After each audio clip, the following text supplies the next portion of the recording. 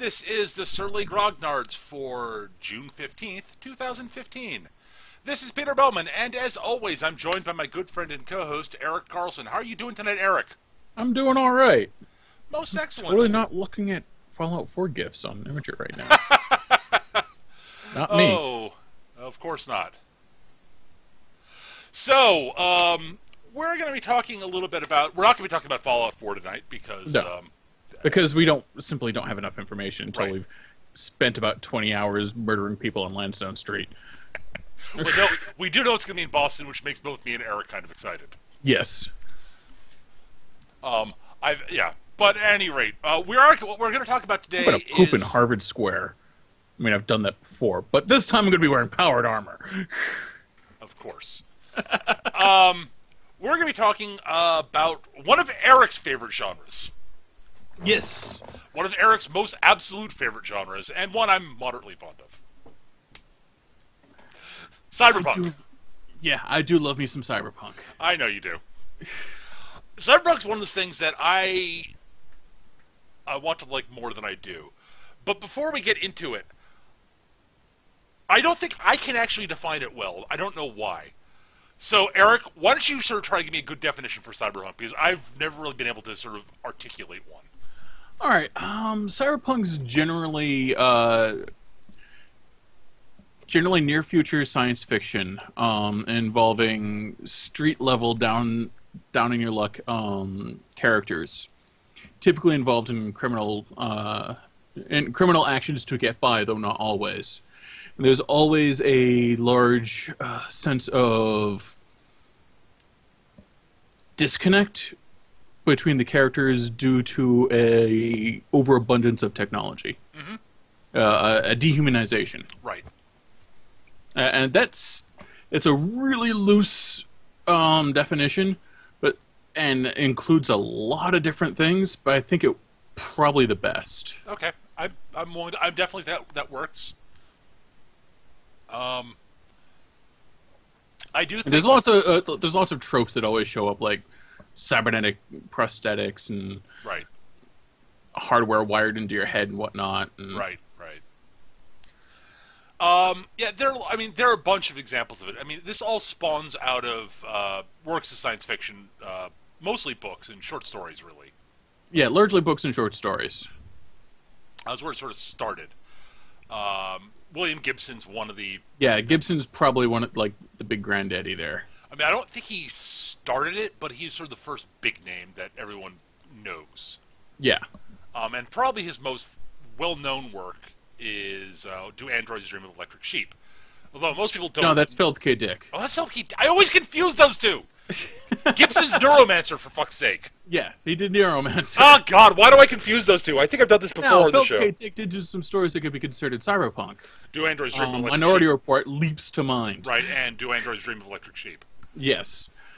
Oh my God, I'm an idiot. I knew the second you started correcting, like, fuck, that's Dick. I was thinking Neuromancer. God damn it. Yes, Neuromancer, which is one everyone knows. That if you know who Gibson is, and you have a brain unlike me, you know Neuromancer.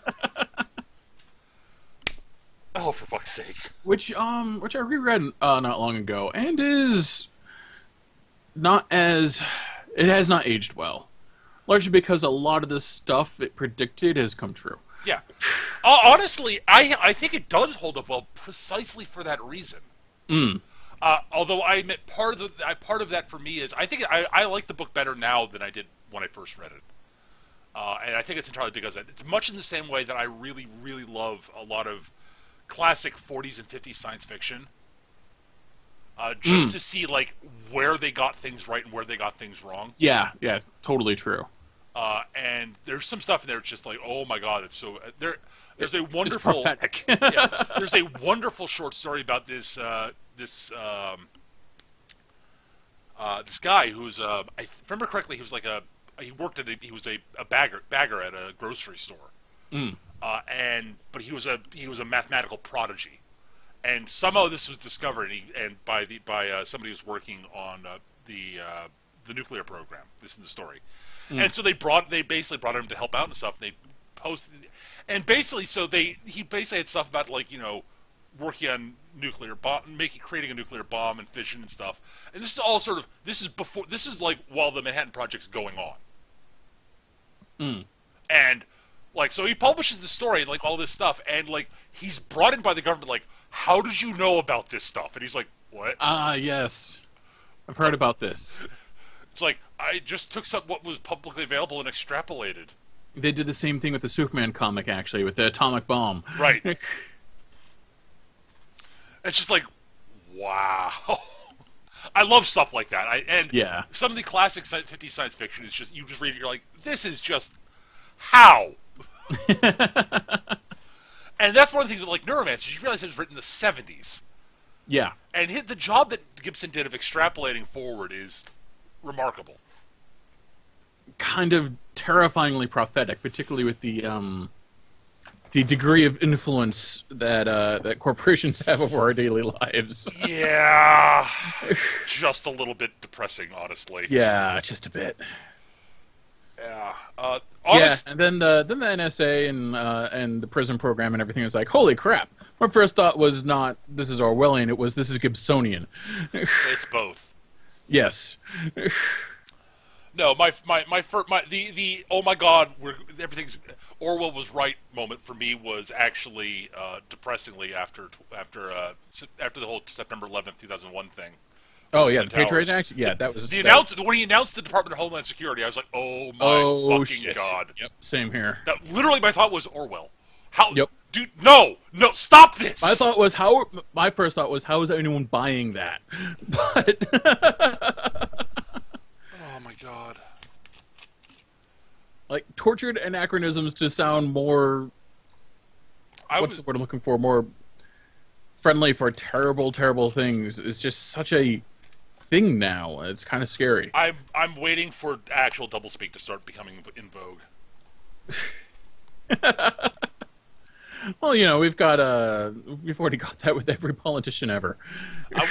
When people start not ironically using the term ungood, I'll start worrying. I'll start really worrying. Hey, I ironically use the term ungood. Yes, but you're not using. Yes, but no, you're using it somewhat ironically. You're intentionally using bad grammar. Okay, I am intentionally using bad grammar, and I am intentionally referencing George Orwell because using signifiers of terrifying things in completely benign ways makes me laugh. Right, exactly. You are not doing it because it is the right thing to say, which is what the whole point of Orwell was. That's true. It is because you're not allowed to say negatives. You're right. Yeah. I'm waiting for if that starts happening, then I start really fucking. Then we're fucked. We are genuinely and truly fucked. But back to Cyberpunk, a much less depressing topic in some ways. As terrifying as that is. Oh, for fuck's sake. So Neuromancer is that's sort of the sort of the granddaddy of it all, really. And Dick, you're right. And Philip K. Dick's Minority Report and Do Androids Dream of Electric Sheep are both important. Yes. Do Androids Dream of Electric Sheep, most people will know better as Blade Runner, which was the movie adaptation, which we've talked about. The greatest movie ever made. I won't go that far, but it's I won't go that. You're right. I won't go that far, but it's still my favorite movie. I'm always willing to accept that statement. The problem with saying anything's the greatest movie ever is that sort of there's probably something I haven't seen. Well, it's not even just and that. And then I remember things like Citizen Kane. Right. Which is like, you go, well, fuck. God damn it, that movie was brilliant. Or like half of the things Hitchcock directed. Or half of the things Kubrick directed. And Kurosawa, Yeah. Oh my god. But at any rate, back to Cyberpunk. Yeah, so Eric's a gigantic fan of Cyberpunk and loves Cyberpunk games. I'm a little bit less fond of it, partially due to the sort of way it's become prophetically true. I like it in fiction. I like it less when I'm playing games because it's weird. I don't like it's. in most Cyberpunk games, you really are basically a cog that just doesn't matter, and that I don't mind that for in sure small doses, but in long doses it sort of wears on me. And yeah, this comes down to the fact that in a Cyberpunk game, it's always most interesting when you're trying to do the right thing, despite the fact the entire world is against you. Right. That's it. And yeah, and I'm a sucker for that. Actually, that would bother me less than what the vast majority of Cyberpunk games I've been involved in or know about, where people aren't trying to do the right thing; they're just being criminal scum. Well, there is something to be said about letting that out every once in a while, and that's fine. It's just not my cup of tea.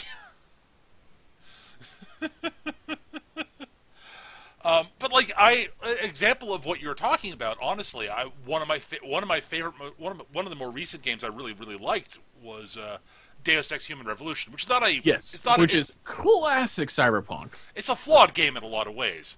The boss fights are idiotic. Yes, for obvious starts. Like, oh my god, why are like the game's designed to do so you can do non-lethal playthroughs, which is kind of awesome. Except you have to like get real fights in the boss fights, and it's like, oh, for fuck's sake. Yeah, that didn't bother me so much because I didn't bother with the non-lethal because, quite frankly, having the ability to explode in ball bearings is much more fun for me. Whereas I really enjoyed the whole sort of sneaking around trying to do things quietly, non-lethal aspect. I actually really enjoyed that. Well, that's how I did the first part of the game, and then I got the what is it called? I remember what it was called, but basically you fire ball bearings out of every inch of your body, and I was like, holy crap, I'm just walking to crowds and doing this all the time. But I can be Batman. But I could be Captain Explodo. but cybernetic Batman, Eric. Cybernetic Captain Explodo. We both really like the game. It's a good game. Yes. It's a great game. I really enjoy it. I'm going to replay that at some point, actually. Yeah, I might too, actually. I've been thinking about it for a little while, honestly. And it's got that sort of trying to do the right thing despite the fact that everything is arrayed against you, pretty much. Yes. I really appreciated that about it. And I really like that game a lot. But sort of in terms of the Cyberpunk games, I mean, all the Deus Ex games are very Cyberpunk. Yes, that is what they were aiming for. I mean, there's and in terms of tabletop stuff, there's there's Cyberpunk 2020, which is an RPG I did not like. For a lot of reasons. I enjoyed it, but that was also when I was going through my phase. Holy crap, this is so lethal! That's awesome. Yeah. And it's lethal in stupid ways. Yeah. I can appreciate a very lethal system, but only if the system is inherently trying to encourage you not to fight unless things are critically important. Right. And that's not what Cyberpunk tries to do. No, Cyberpunk just wants you to fight. And die a lot. Yes. And it's like, really? It's a flawed system. It's not well designed. It's got some great flavor. It's got some brilliant flavor. Even like when they started really just jumping way too much on the anime bandwagon, with the Corp Wars stuff, and now there's powered armor, and I'm a sucker for powered armor, but it just doesn't feel right in Cyberpunk. Didn't stop me from trying to acquire it almost immediately, but I guess it would depend somewhat on the particular variant on Cyberpunk we're talking about. Yeah, if we're doing more Bubblegum Crisis than Blade Runner. Yes, exactly.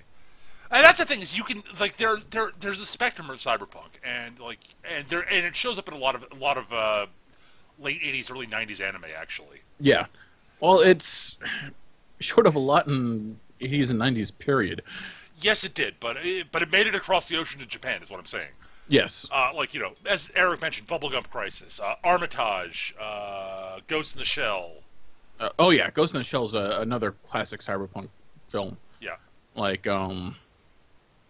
yeah, that's another great one that I love. Mm-hmm. And the series that spun off of it is quite good. Standalone Complex. I prefer the first season's better than the second season, in my opinion, but the second season... I will agree, although the second season has the better opening. Oh, absolutely. Second season's opening's amazing. It's just the rest of the series is sort of it's good still. It's just it's good. It just isn't quite as good as the other one. It's a noticeable step down in my opinion.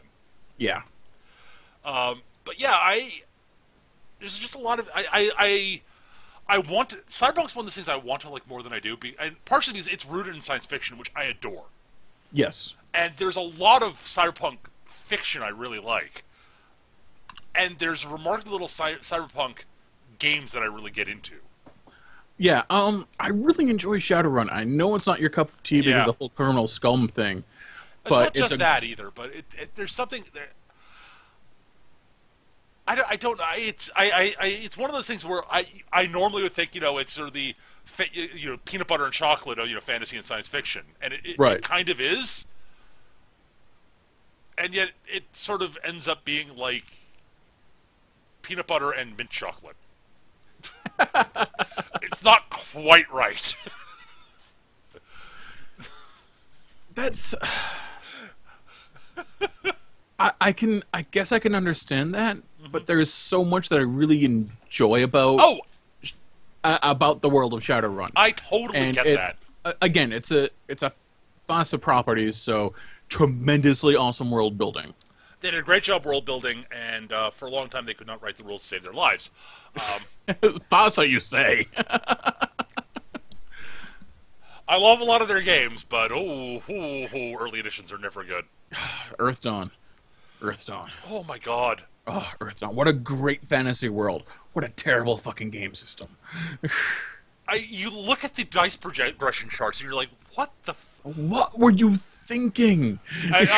Friends of mine and I joked that this was the world's first crack-based system because that's the only explanation for this fucking...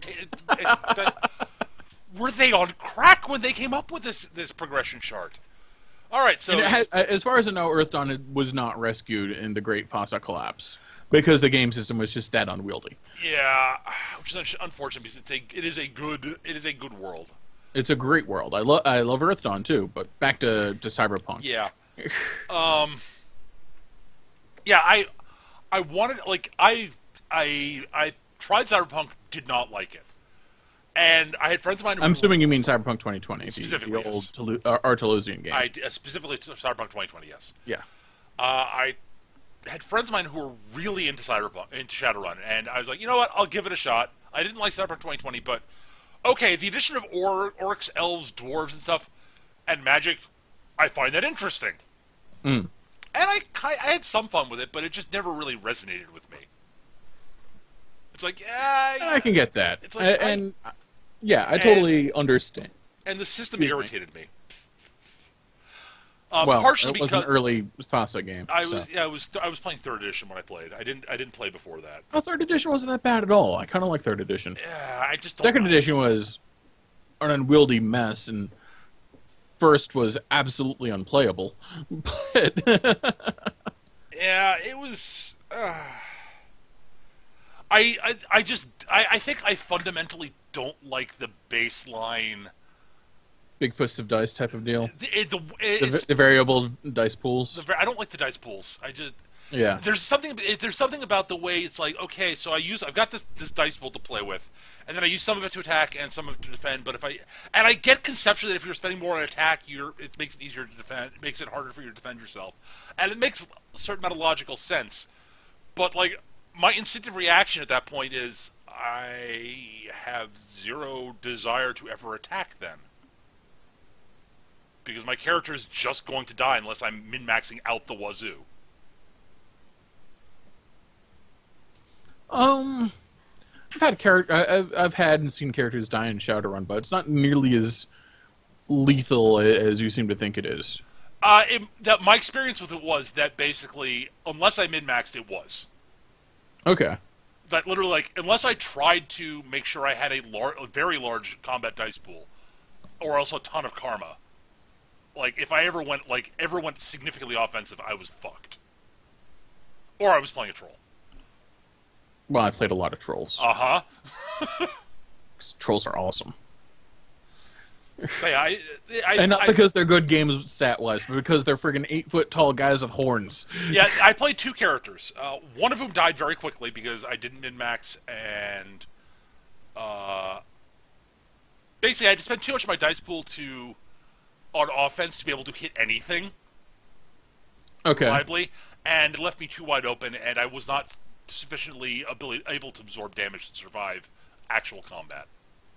Okay. It was my first character, so I knew I made mistakes. And that's fine. My second character, I said, okay, fuck this. I'm building a troll with bone lacing and other stuff and weave. Thermal plating and skin weave and all this stuff. I didn't go too overboard on it, but I went fairly. I was fairly tough. Also, at that point, the bio stuff was out. I forget what it's called. I think it's actually called BioWare. Yeah, the BioWare is out, so I had a fair bit of that too. I had an adrenal pump and the adrenal pump. There was something that was good for your. Oh, it was the double-edged sword that was the pain editor. I might have had that. I don't remember. It's been a long time. The pain editor meant that the GM took control of your damage. Right. You had it turned on. You didn't suffer any penalties when you were hurt. But unless you took an action to assess how badly you hurt, you weren't allowed to know. I did have that. I remember now. But yeah, basically the character was very tough. I had some cyberware. I had wired reflexes and the plastic bone lacing. Basically, if you're not using magic, you get wired reflexes. Well, yeah. Plastic bone lacing. I didn't want to spend that much on the bone lacing because I wanted to get a bunch of the BioWare stuff. Right. And some skill chips, And There's such a fun idea. Yeah, I agreed. There's such a really fun idea. For those that don't know, skill chips are basically a type of cybernetic headwear. You've got a computer that built into your brain with a little port on the side wherever you want to put the port. And you can basically jam a flash drive into your head that will download whatever skill you need at the moment at a set level. So you don't actually need to learn the skills, you just jack in whatever skill you need. It's like the Matrix. Yep. I know Kung Fu. Yep. Yeah, I was just about to bring that up. Yeah, there's a lot about Shadowrun I really like, actually. I mean, I genuinely do. Yeah, and I think I don't remember the skill chip idea ever showing up in Cyberpunk, but it was a staple in Shadowrun. Yeah. I think it did show up in Cyberpunk later, but I know it's a thing in the... I know there's a lot of cross-pollination between the two. There was a ton. I know it showed up in the GURP Cyberpunk supplement. Yeah. Speaking of which, I did buy GURP Cyberpunk because I was like, I conceptually like the world, and GURPS is a system that does not suck, unlike Cyberpunk 2020.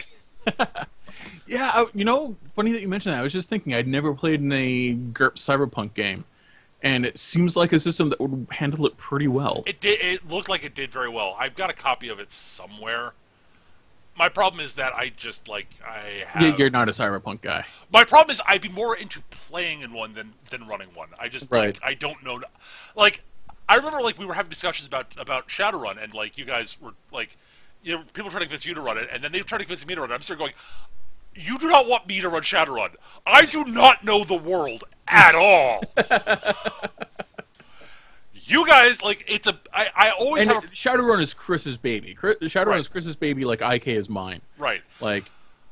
I the thought of trying to run Shadowrun for you, Chris, and Leland... Yeah. I looked at it and no. I could never run it in a way that would be satisfactory to you guys because I do not know enough about the world, and you guys would either have to bite your tongues or correct me about every 20 minutes. There was a time when I knew the fictional Seattle as well as I knew my hometown. Right.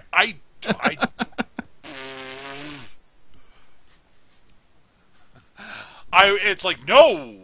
I'm okay with running games when the players know a little bit more about, knows a bit more about the game world than I do, you do with Iron Kingdoms. I'm okay with that. You do know more about Iron Kingdoms than I do. Well, it's kind of my baby. Right. But I know Iron Kingdoms reasonably well. Yeah, definitely. And when you aren't right about stuff, I'm like, okay, that's cool. That's Peter's game. Awesome. Right. And you're also really good about going, I'm not sure about this. What do you know, Eric? And I was like, oh, well, this is how these things work. That's why I'm very happy I have you, because in the games I run, that Iron Kingdoms game I ran, because like I can sound off on Eric about this. Like, Eric, how does this work? Because I have no fucking clue. Well, I could do that with Shadowrun. The problem is that when it's not just one player, and I know when it's almost, and I know almost the whole nothing. party except for one other person. Right, and I, as a game master, know only a little bit more than the other person who knows nothing. Right. Yet, no. And I totally understand that. I get it. I mean, it's just like, no. And the thing is, Chris loves Shadowrun, but he loves playing it more than anything else. Right. And Shadowrun's a game I love playing, but I just can't run effectively, I've found. Right. So tried a couple times, and it's always been a flop. Right. I think I probably, if I knew the world well enough, could run it reasonably well. Right. But I'm not sure. A, I'd enjoy it that much, and B, I don't know it well enough. Right. But yeah, it's like there's just all this sort of stuff I like about I conceptually love Shadowrun specifically. Right. There's a lot about it I really like. There's certain things in execution I don't. I don't like the way they handle magic. I can't blame you there, because magic has always been a problem in Shadowrun, and it's almost, unless you purposely do something to gimp the character, the mage / shaman's always going to outshine the street Sam. And it's sort of, it's one of those classic sort of, oh, for fuck's sake. And it's like, there's that, and then there's the Decker problem.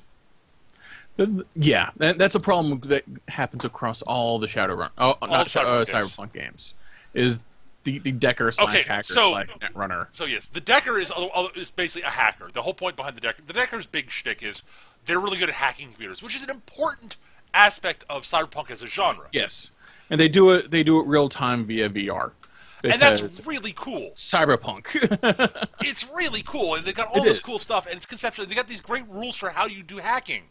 The problem is, there's one person doing the decking.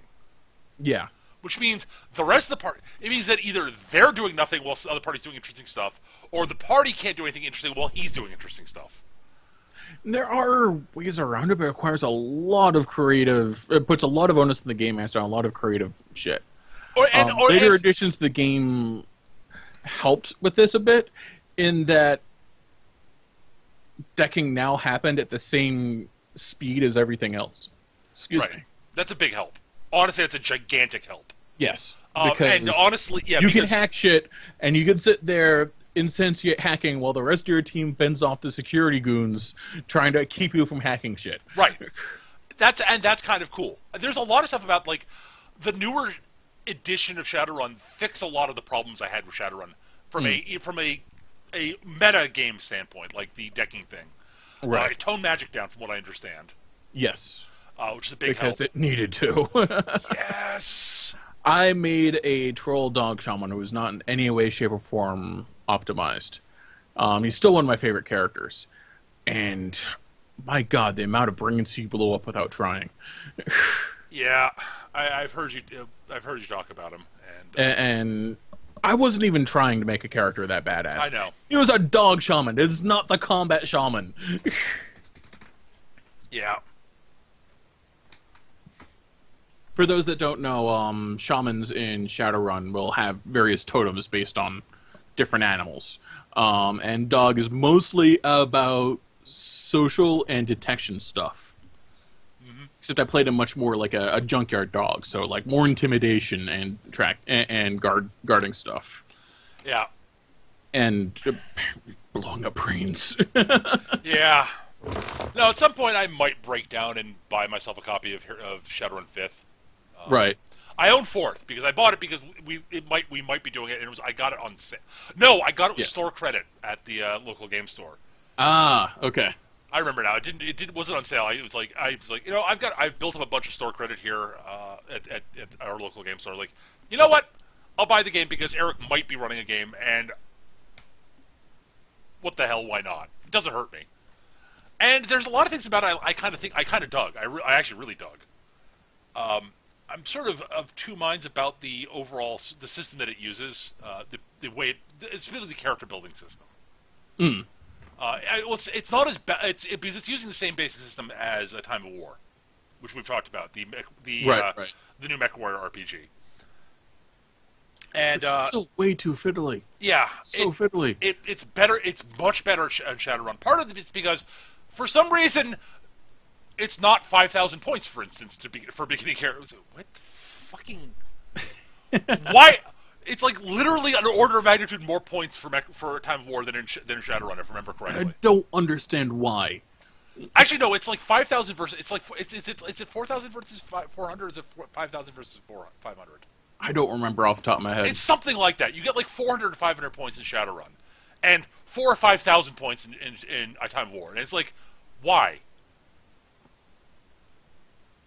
Which is, and the funny thing is, older Shadowrun editions, not fifth, had instead sort of a priority system. You got so many points to spend in certain areas, and you chose the priority, and race was a priority. Like, human was always the lowest on the priority table because it was they were baseline. They didn't do anything special. Right. And like troll and elf was like A or B, if I remember correctly. They're high. No, because it used to be metahuman in general was A, and it was just everyone agreed that was stupid, and they changed it. So race is much lower down on the totem pole. Yeah, well, I'm just saying that they were the. I shouldn't say they were the highest of the. They're the higher over orc and dwarf. Yeah. Yeah, because fucking elves and trolls are awesome. Yeah. They are both remarkably badass in Shadowrun, at least in 3rd edition, which is the version I played a significant amount of. But yeah, I if I had the right game master, I'd probably give new Shadowrun another shot. I'm just not sure I could run it. Right. I just don't know the world well enough. And in order to learn, I'd have to sink too much money into books.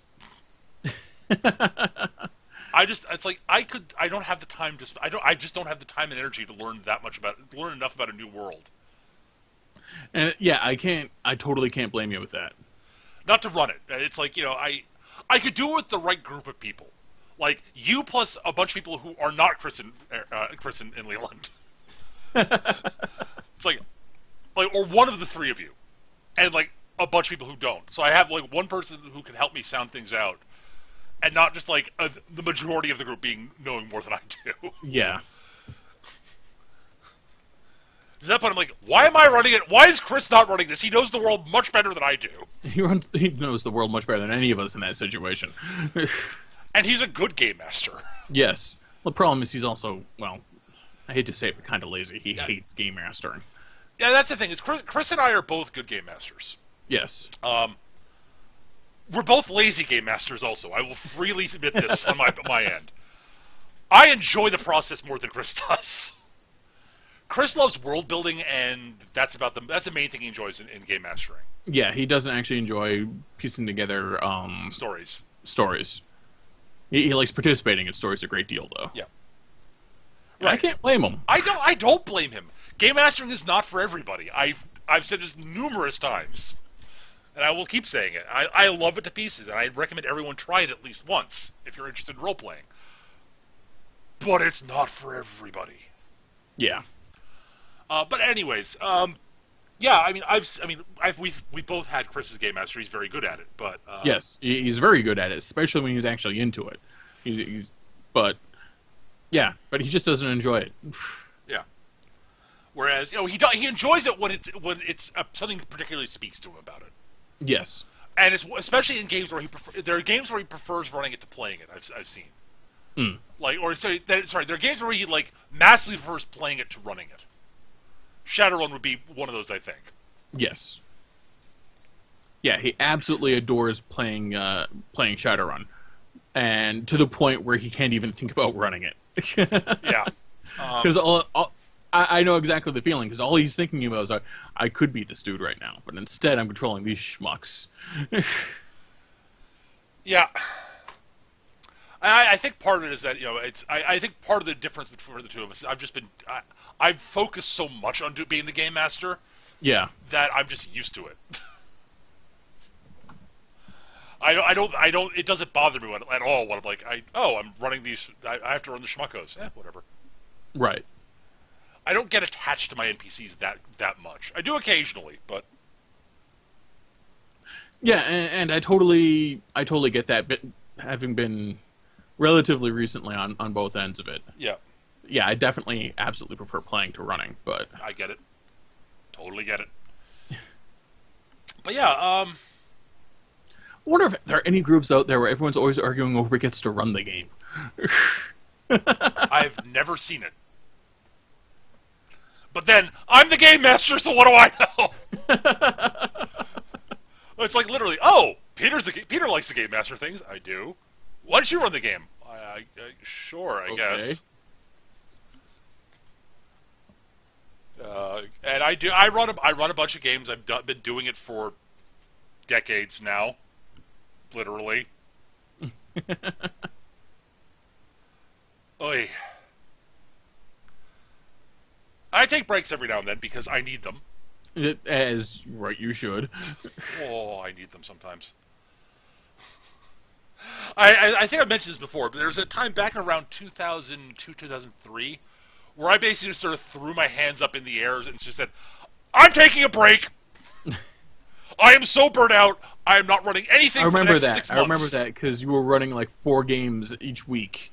Yeah, I literally just said, "I'm not running anything for the next 6 months." Yeah. I took a half-year break of like saying, "Nope, not doing anything running-wise whatsoever." Nope. I was running multiple RPGs. I was running a Babylon 5 Wars tournament. Right. I was doing it, but I was like, "Oh my god, no more, no mas." I'm done." Like normally, like I'll take a break with like an individual group and someone else running that group, and I'll be game mastering one of the other groups I game with. Right. Because I have like 3 groups I game with right now, as an example. And I'm running games in 2 of them. Actually, right. The third group I'm not really. I haven't really done much with it in a while because just for various reasons. The Tuesday group I've not been able to get out there on reliably. Well, it's quite the trek. Yeah. Like I'm halfway there and it's almost too much for me. Yeah. And I'm like twice as far away as you are. Yeah. But at any rate,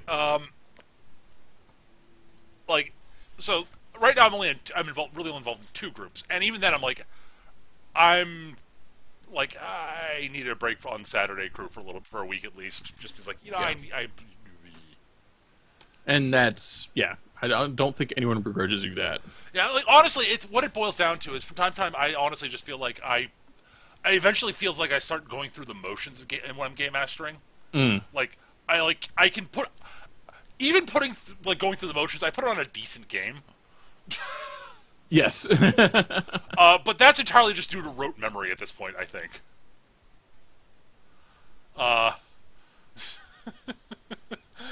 Not because it's just literally I know all the beats and how to put together a decent game just because I've been doing it for so long, and I'm at least competent. I'm at least a competent game master.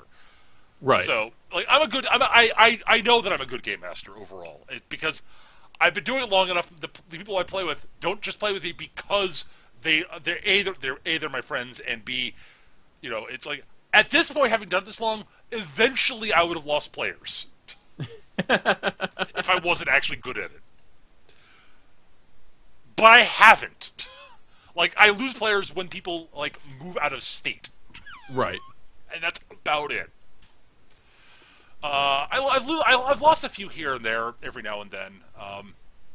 I've had players drop out of a couple of games because they didn't like the way the game. They sort of lost interest in where the game was going, and that's perfectly fine. Yeah. That happens. Sure, it happens. But yeah. Yeah. Oh God! Honestly, I think thinking about it, I wish I knew more about. I wish I did know more about sort of the Shadowrunner Cyberpunk because It's. I can lend you some books. Yeah, I just don't know if I have the energy to read enough of them to actually learn it at this point. Right. Because it's it takes effort. It does. Learning a new world does take It takes a lot of effort. it takes a lot of effort. I really need to sit down and carefully read through Nation Gods and Kings for Iron Kingdoms. There's stuff in there I know I'm missing that I'm forgetting. I just haven't sat down and read that book carefully. Right. So it's stuff like that. It's like I've skimmed through it, so I know some of the stuff, and I've played the game, so I know the world reasonably well. Right. Similarly with like there are a bunch of game worlds where I know that's also it's part of the reason that I generally prefer running games that are game worlds I've designed on my own. Right, because you know the world. Right. You're not going to stumble across something that contradicts something. Right. You've already built. I don't feel like I'm having to spend time learning the world. I can create it, and it makes it feel less like work to me. I can understand that. I can totally understand that. And it's like honestly, like the thought of trying to learn, seriously, the thought of trying to learn the Shadowrun world is like I look at it and go, it just seems like work, and I don't want this to be work. And it shouldn't have to be work, honestly. Right. So it's like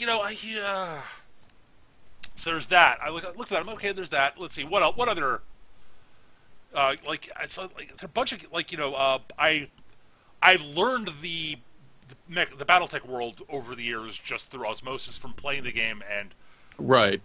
Also because I've been playing it for so long, I've learned it. I've had time and been playing it all this time.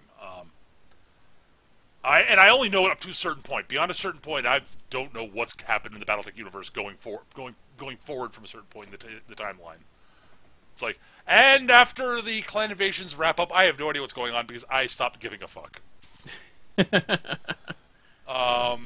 Like there's that, like Star Wars, like I like for of like sort of like the official sort of published game worlds like out there, like licensed game world, like Star Wars. I know the Star Wars universe pretty damn well, but I'm not a gigantic Star Wars role playing gamer for some reason. I enjoy it, but I get that, and part of and I'm always much more interested in. At least from the Star Wars point of view, I'm always much more interested in Star Wars from a more the gritty level. Like I'm not really interested in Jedi or Sith. Oh sure, I'm also not that interested in the Jedi or Sith anymore. I used to be. I used to like the Jedi and the Sith. Right. I used to like the Jedi. I used to not give two rats about the assets about the Sith because they were mostly gone, or there were two of them, and it didn't really matter that much. And then they became really important, and Knights of the Old Republic kind of ruined the Sith for me. As much as I love that game. Yeah, no one's not saying the Sith aren't dumb, because they are. They're fucking morons. Dude, Darth Vader. Darth Vader is awesome. The Emperor is awesome.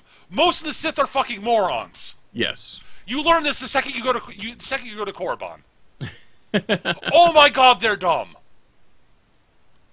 The Sith Academy, you run through like, wow, you're all morons.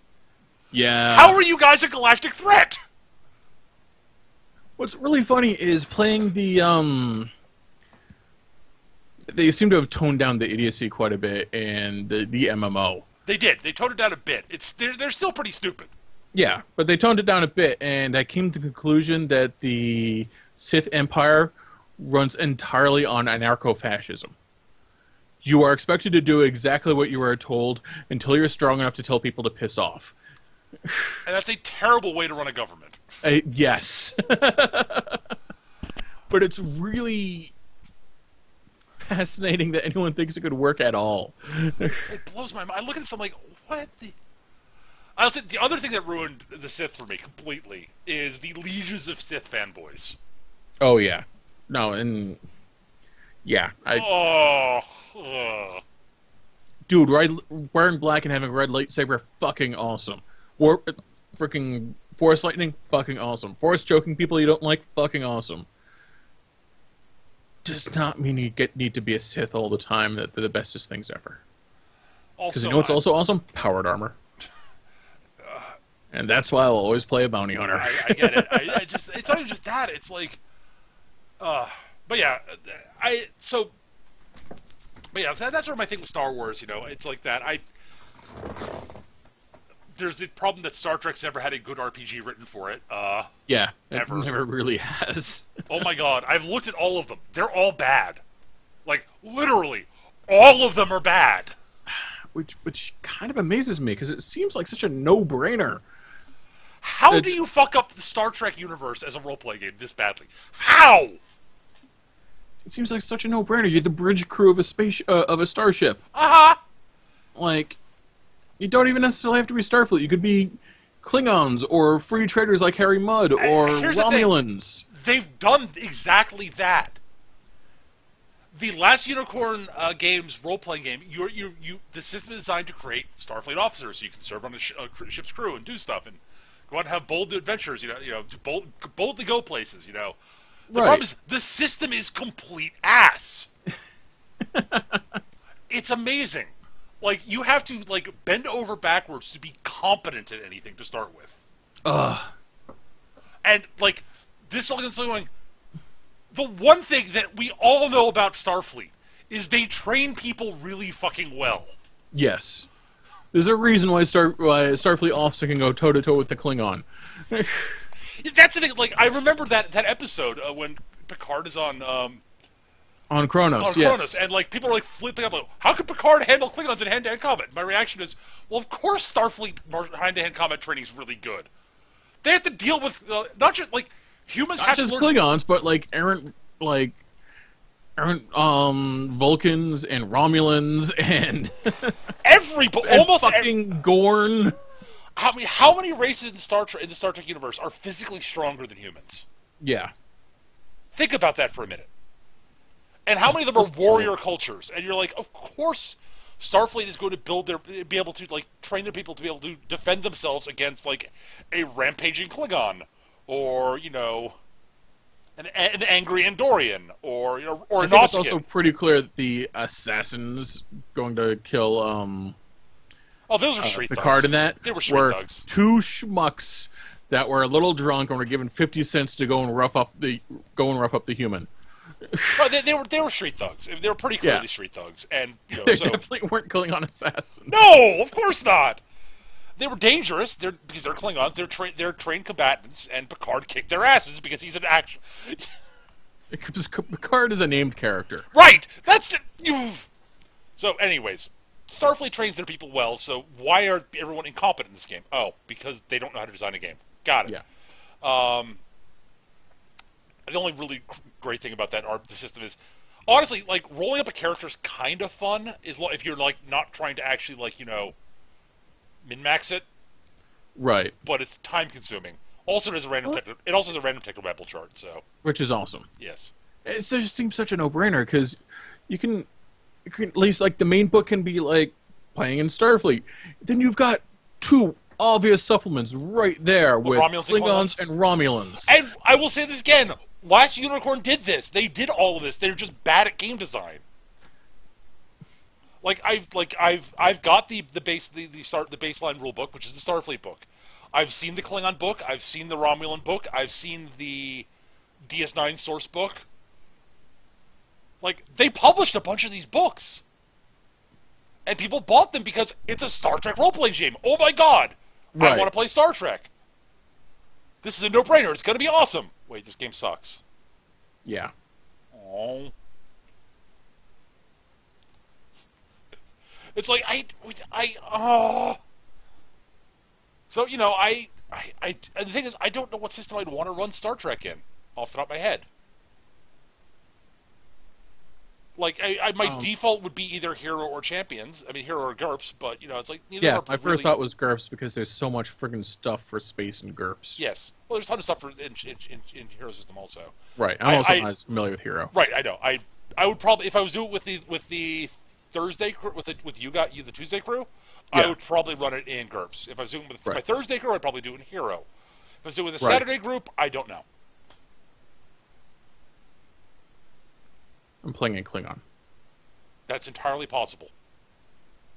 He's not actually Starfleet. He's a transfer student. Sure, why not? They did that. They've had the officer exchange program. We've seen it in TNG all the time. And I don't want to wear a Starfleet uniform. I want to wear the awesome Klingon uniform. Right. and that was a good that was a good episode. The one where Riker and the first officer of the Klingon ship swap places. That was a great episode. That was a good episode. The scene of Riker like sitting there, the Klingons dropping Gok in front of him. He's like, "Oh, great, Gok!" and starts eating it. They're like, "Wait, what?" This is supposed to freak you out, human. Oh, this stuff's great, dude. I've got a Klingon on my ship. He makes the best Gok. It's great, dude. It's so hard to get though. Like the tactical officer on my ship is a Klingon, and we get along well, and we hang out. We play poker together. I mean, come on. We play poker all the time. It's great. If you guys tried poker, we should play poker. And most Klingons do not have the temperament for poker. Oh. Worf being an atypical Klingon, it actually kind of does. Yes. At any rate, I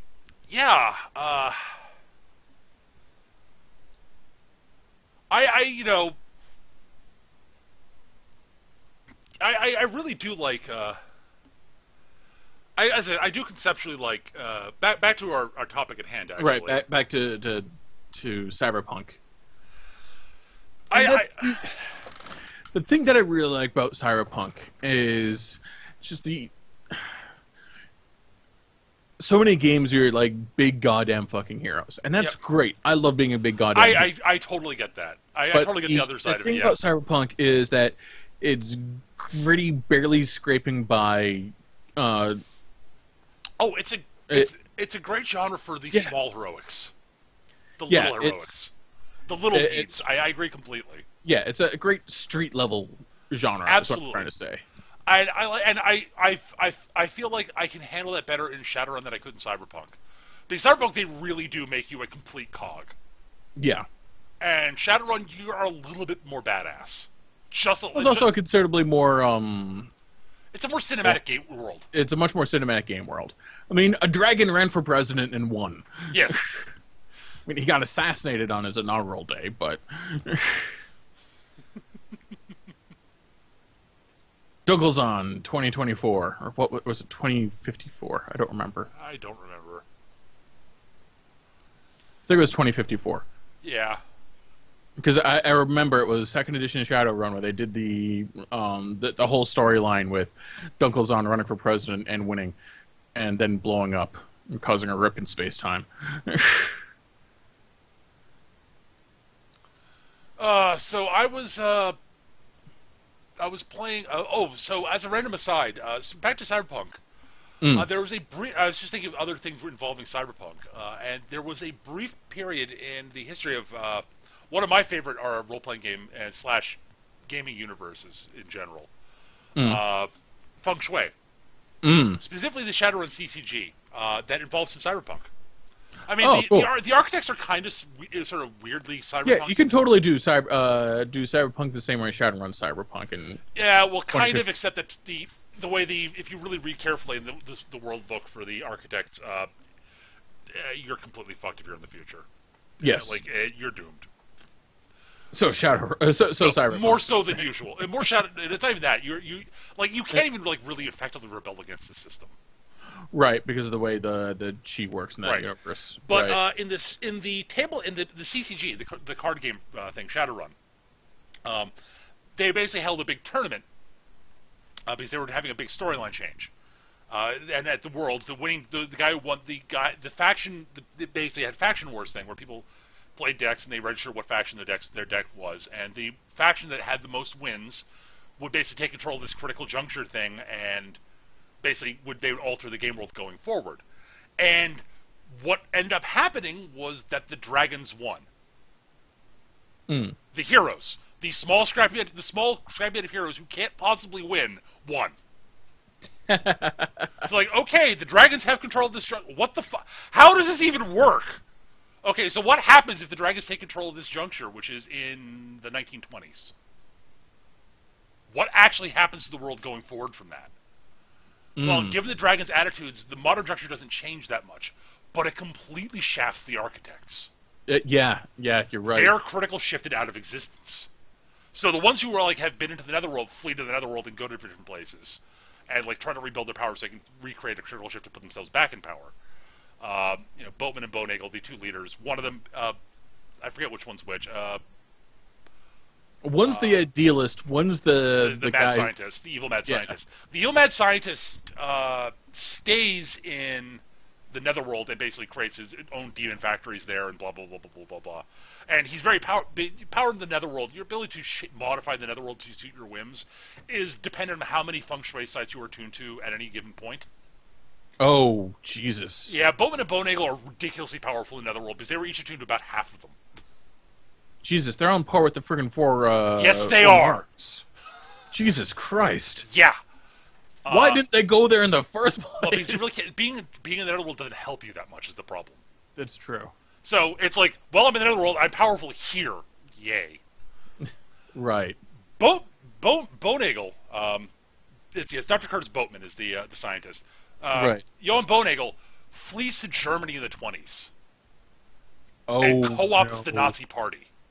And what's the Nazi? And co-opts the Nazi party and takes over from the inside. He's such a... Wow, that changes everything, given what I know about Bownagel.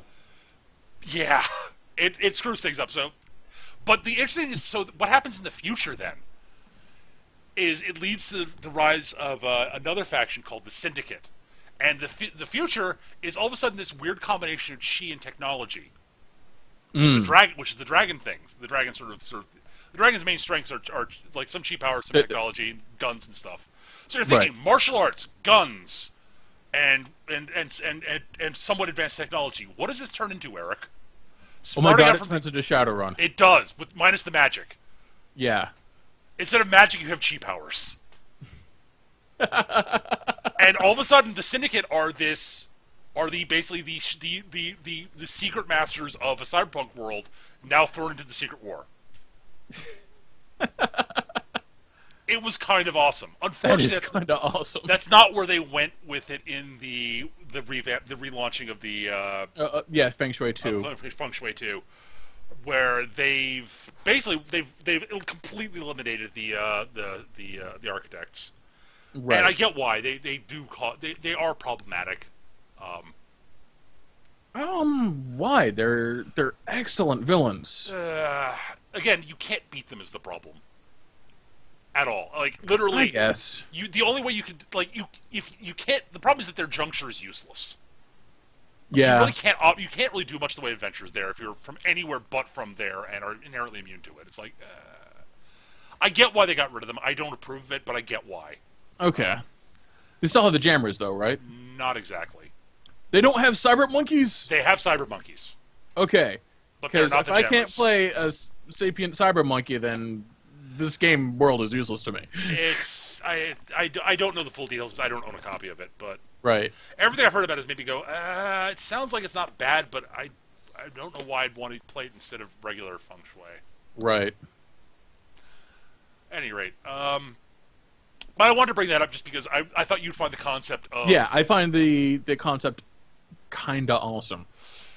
Yeah, so you got it's just this crazy combination of Of course Bownagel would go back in time to the 20s and pull up the Nazi party. Because that prevents all the things he was fighting against in the first place. Yes! Of course he'd do that. And so he starts to... And some of the people, his super scientists who were sympathetic with him, came with him. So, but the thing is, it's like, that's the juncture the dragons ended up winning. So he can't really take full control there. It's really weird. He's in power, but not really. Right. And Boatman's just like, you know what? Why didn't I come to this Netherworld beforehand? I got everything I ever wanted right here. Yes! Easy access to demons to turn into abominations. I got plenty of women, because of course I do. I've got, as many human test subjects as I want from people who are distimed. And I've got my own little...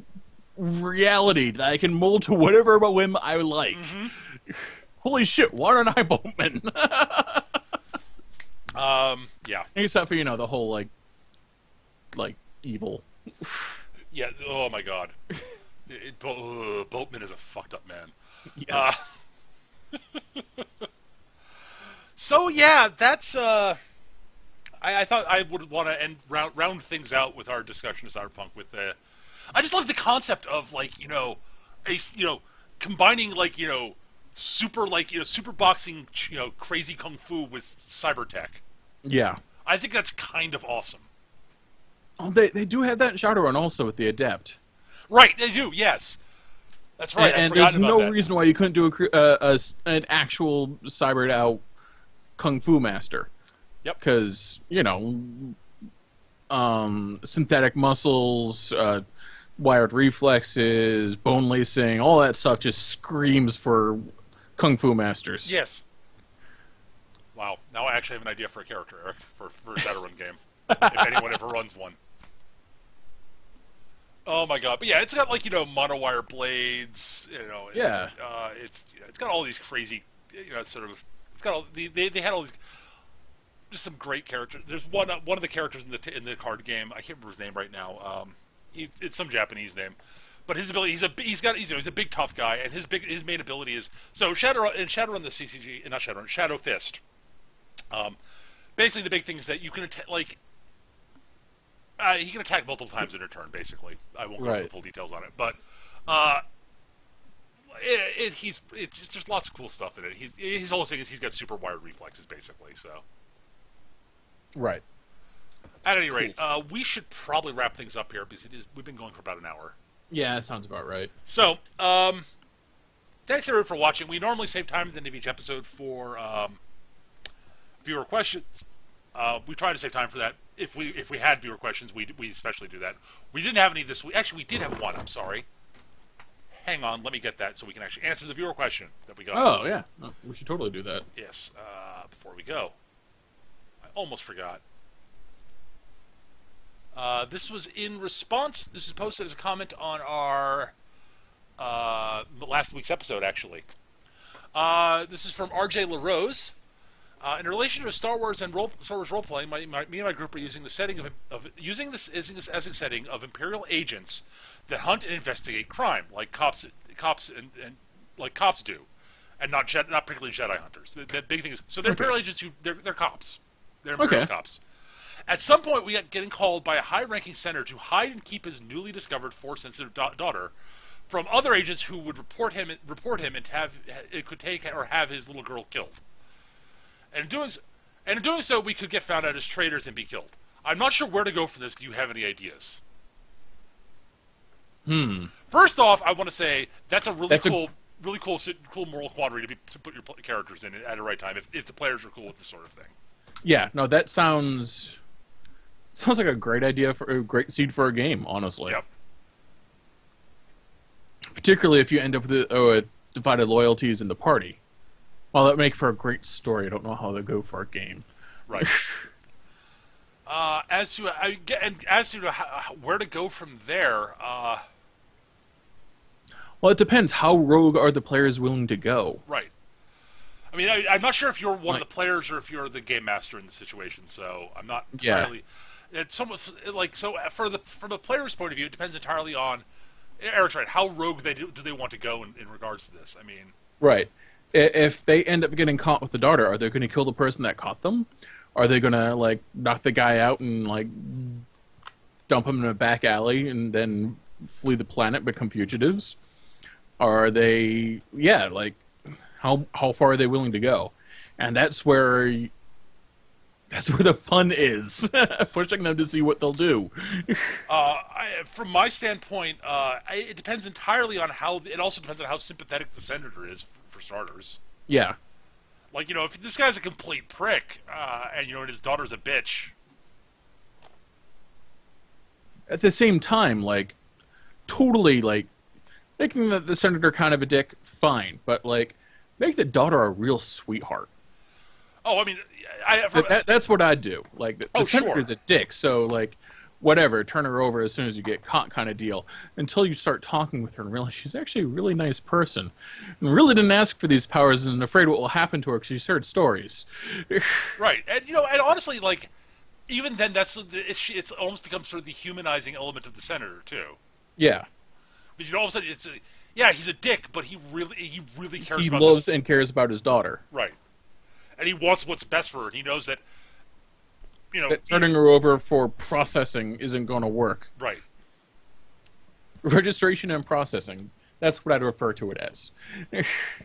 So yeah, there's a lot of different ways you can go with it. It does depend entirely on where the players feel like they want to go with it. I mean, and that's sort of thing you have to sort of.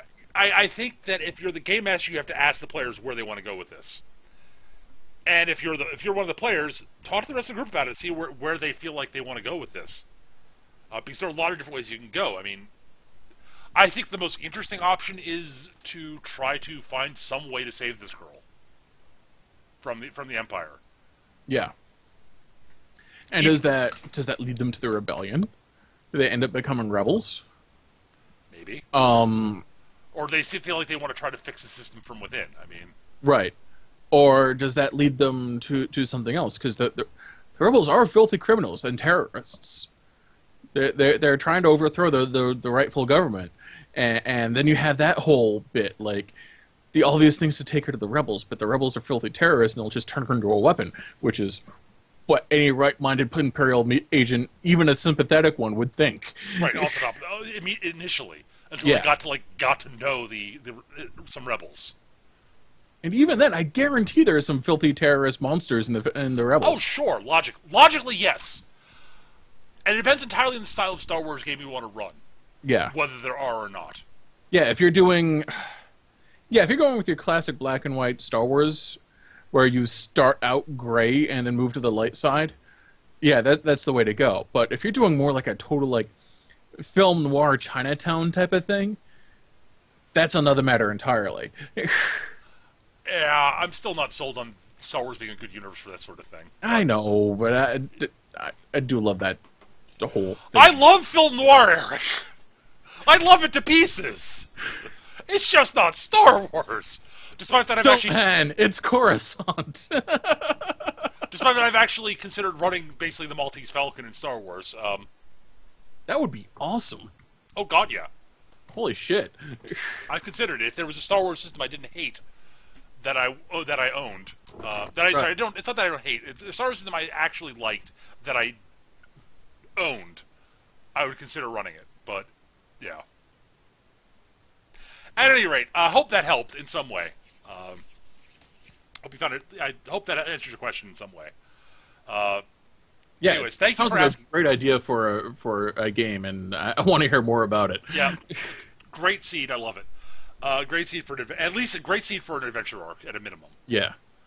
Anyways, guys, thank you so much for watching. We do try to save time at the end of each episode for viewer questions, like the one from RJ LaRose there. If you have questions that you'd like us to answer on the show, like that, you can either, if you're listening to this on YouTube, you can post in the comments, and I'll make sure to keep an eye on that. Or you can email them to us. Our email address is surlygrognards@yahoo.com, surlygrognards@yahoo.com.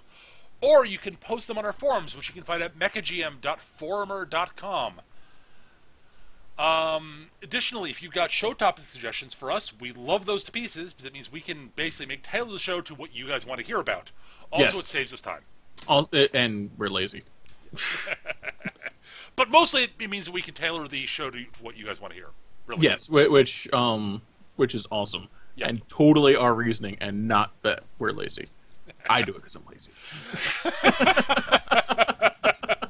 If you've got feedback for us, ways we can make the show better, things we're doing particularly well, etc., we like getting that. Also, we love getting that, especially any of those places. So let us know. And if you've got, as I said, questions, feedback, topics, all that, any one of those locations. Or you can hit me up on Twitter. My Twitter handle is @MechaGM. I also tweet out right before the show goes live on my Twitter, and my Twitter handle is @MechaGM, so keep an eye on that if you want to know the show is going to go live. Or follow my Twitch stream. We record every Monday. We record this on Twitch every Monday night at 7 p.m. Eastern here on twitch.tv/MechaGM. You can follow my channel there, and you will know when you should get notifications when the stream goes live for recording. Usually I try to bring stream up a little before we record, so we have a little bit of time for people to get in, etc. Blah blah blah blah blah blah. And if you're listening to this on YouTube and you enjoy the episode, you can if you subscribe, you'll get notifications when new episodes get uploaded to YouTube. So That's all the stuff. The YouTube channels, youtube.com/MechaJam for the people who are listening to us live. And that's going to do it for this week, I think. Yeah. I think it was So, before we go, Eric, any last final thoughts on Cyberpunk as a genre? Cyberpunk is awesome, and you should read Neuromancer, Do Androids Dream of Electric Sheep, and Snow Crash. I'd agree with that. If you have not read these, then you should read them. If for no other reason than say you had. They're all worth reading. Yes. Absolutely. At any rate, guys, and you should watch Blade Runner. Everyone should watch Blade Runner many times. I don't care what version of you watch. Watch Blade Runner. They're honestly all good. It all comes down to one's personal preference. Exactly.